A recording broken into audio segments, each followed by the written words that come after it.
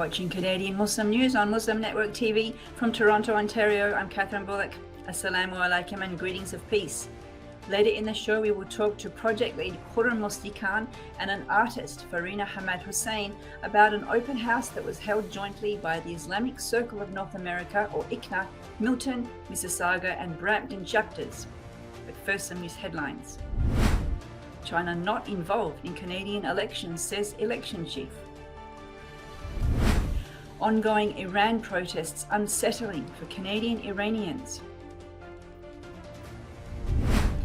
Wilfried Laurier's Muslim Student Association raises money for charities.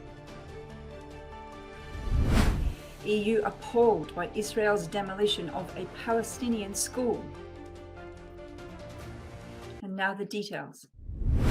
Stéphane Perrault, Election Canada's chief electoral officer, says that he did not receive any information regarding Chinese interference in the 2019 federal election. The news comes after a media source alleged that China interfered with federal politics in 2019 and partly funded the campaigns of at least 11 candidates. The media source also alleges that details of the interference were shared with Prime Minister Justin Trudeau.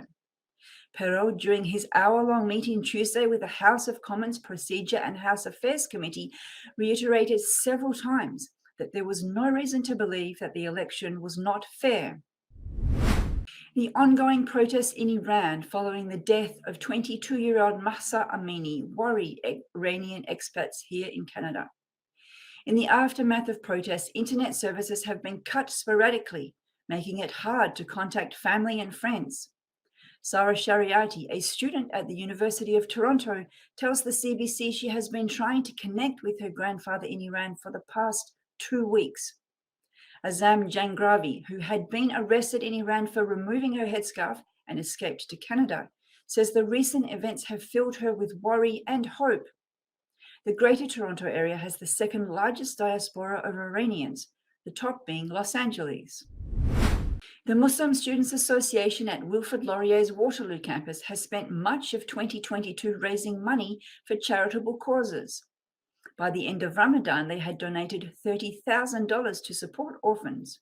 During October's Charity Week, the MSA participated in a worldwide campaign organized by Islamic Relief to raise funds for orphans. The MSA helps students on campus by organizing the 5 daily prayers and Jummah on Fridays. They host social events that help students unwind and relax, such as games nights and make your own bubble tea. The current president says he got involved after a moving Friday sermon about the importance of mothers.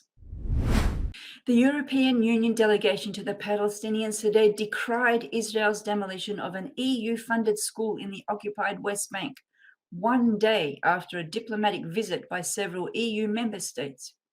A tweet by the delegation says that the action is appalling and the right of Palestinian children to education must be respected.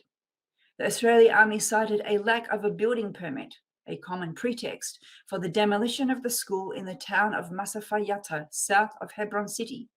The Palestinian Education Ministry calls the demolition a, quote, brazen violation of the Palestinian students' right to safe and free education. And that's it for the news. During October's Islamic History Month, I was invited by Icna Canada, the Islamic Circle of North America, Canada, to speak at a panel about why I became Muslim. While I was there, I met Sister Farina Hammad Hussain, who was displaying beautiful paintings. I talked briefly with her about her artwork. Before we share that, we will talk to one of the organizers of the event, Brother Khurram Musti. Assalamu alaikum and welcome to the show. Wa alaikum salam, Sister Kathy. Thanks for inviting me. So let's talk a little bit about the panel that I was on. It was a panel of 2 people, 2 converts. Why would you invite 2 converts to speak at the Islamic History Month event? Yeah. So as you mentioned, Sister Kathy, we had invited 2 converts. One was Brother Joram van Cleveren, who was a former far-right Dutch MP. He converted to Islam in late 2018. And since then, he has been spreading the message of Islam by sharing his own experiences. So we thought it would be amazing if we can invite Brother Joram, and he was kind enough to accept our invitation and came to our event all the way from Netherlands. And you, Sister Kathy, of course, you have your own story. And the thing is, I think it takes a lot of courage for converts to tell their stories, to share their stories with an audience. So that's why we had a panel of 2 people. We did not have a lot of time. Otherwise, we had invited more. Brother Joram van Cleveren is definitely a very famous convert, as you said, having come from the far right, anti-Islamic to Muslim, with a very moving story. Did he speak at the open house, and did you have him involved in other activities? Yes, so we had actually 3 activities lined up for him. The first night, he arrived on the 28th. In the evening of 28th, we had a event for Icna members and MGAs. And there he spoke about his experience, of course. He had a chance to connect with the youth there. So I think it was a good opportunity for Muslim youth to talk with Brother Joram at that event. The next day we had the open house. That open house was basically for our non-Muslim friends and neighbors. And the purpose was to build bridges of understanding with our non-Muslim friends and neighbors so that they know the true, so that they know about the true Islam and some of the Muslim achievements that have taken place throughout history in the fields of arts and science. Then the third event was the next day. That was held at the Islamic Community Center of Milton. Again, in that event, it was a one-on-one interview with Brother Joram and then some questions from the audience.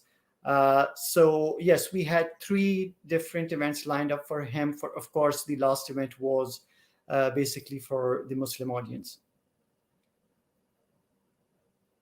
You mentioned the youth, and there are a lot of youth growing up in Canada who feel alienated, actually, or embarrassed about their Muslim identity. Were there any memorable moments for them interacting with someone who'd converted? Like, were they surprised, or what were the kinds of things you were hearing from the youth about his story? So I think everybody was very glad that Brother Joram came to Canada and came to attend our events. And I think his story was very inspiring for a lot of people to learn about, their faith, right? So as you said, many people and many youth, sometimes they have doubts about their faith. Sometimes there are many questions that they want to ask. So Brother Joram's story was an inspiration for a lot of people to think and understand about Islam as a religion of truth, Islam as a religion that does not spread hate, that does not spread animosity, but brings everyone together. Was there one particular story from a youth or an attendee that really sticks in your mind?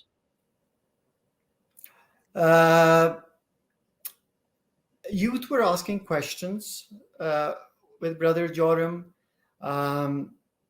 They really enjoyed the VR experience that he brought with him. So the next part that he brought with him, I mean, the reason why we chose him was, of course, his experience. And then the next thing was the virtual reality experience that he brought with him. So basically, he's a co-founder of Islam Experience Center in Netherlands.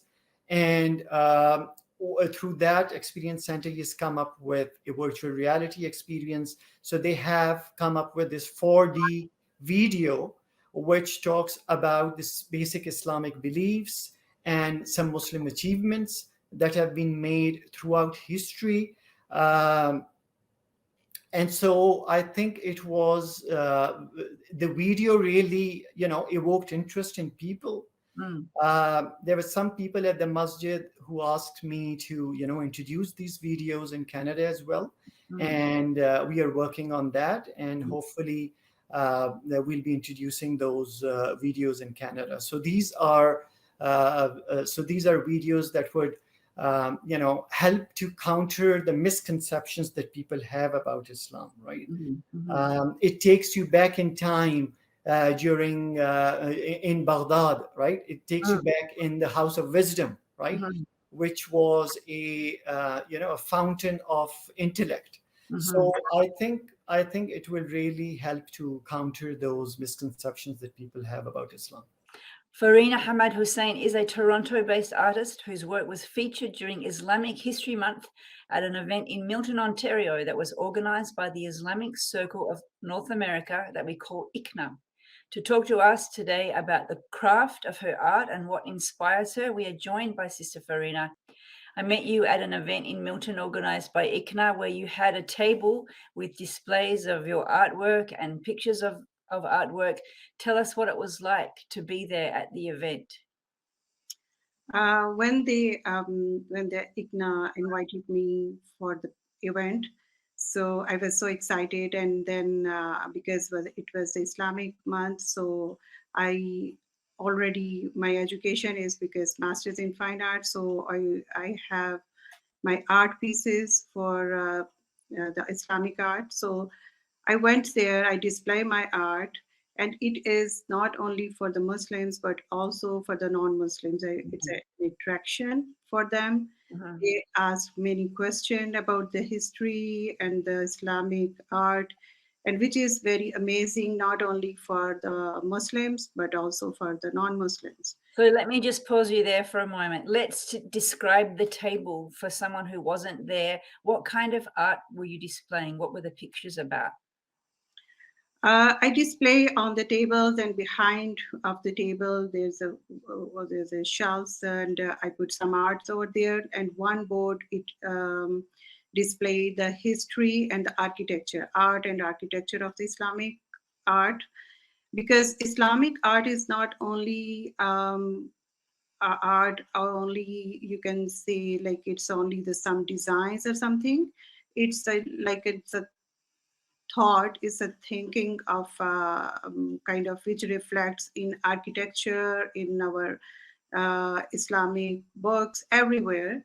So Islamic architecture is a part of Islamic art as well. And I showed a lot of my Islamic architecture buildings over there, which is Alhambra, which is Taj Mahal, which is Wazir Hamad. Unfortunately for us, we're out of time. Thank you very much for joining us on the show today.